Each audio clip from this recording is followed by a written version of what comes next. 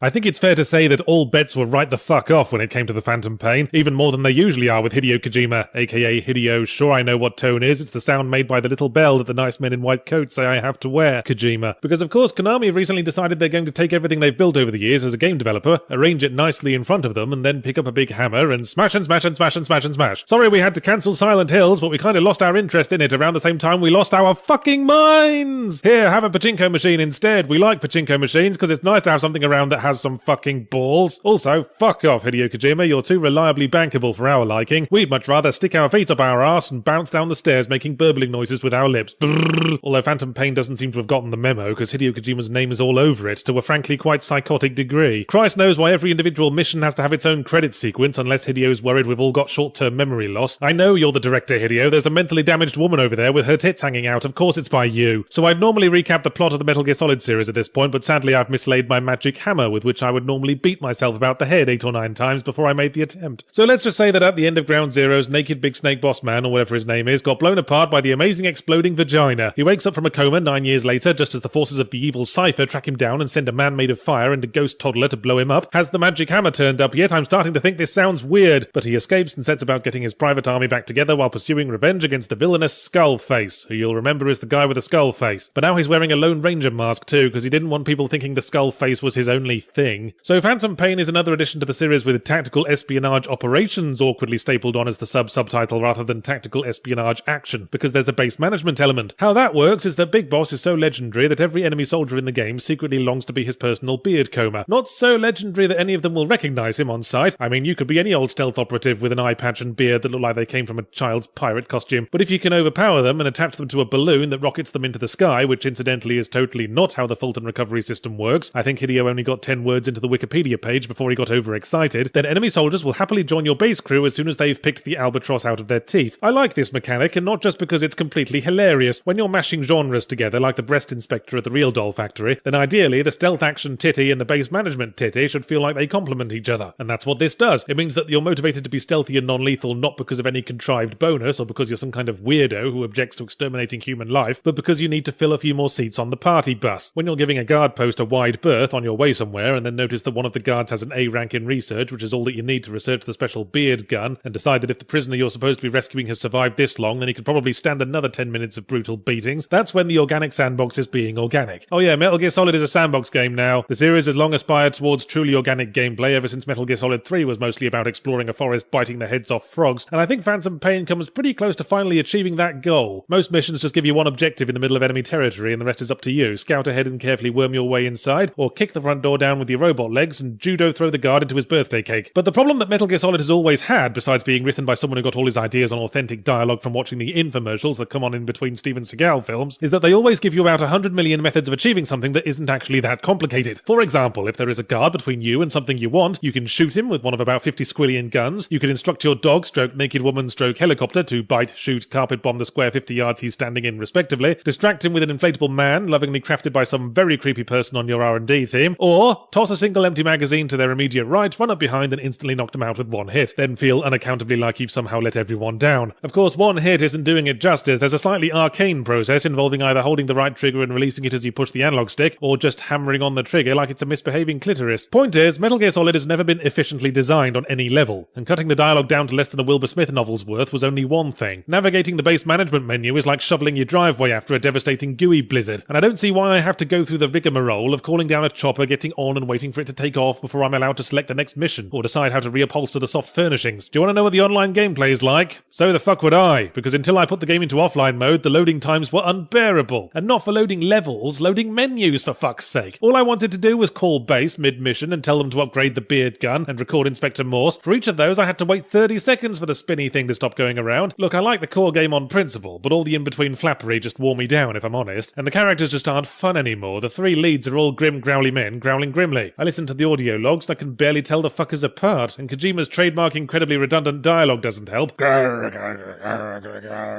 In other words,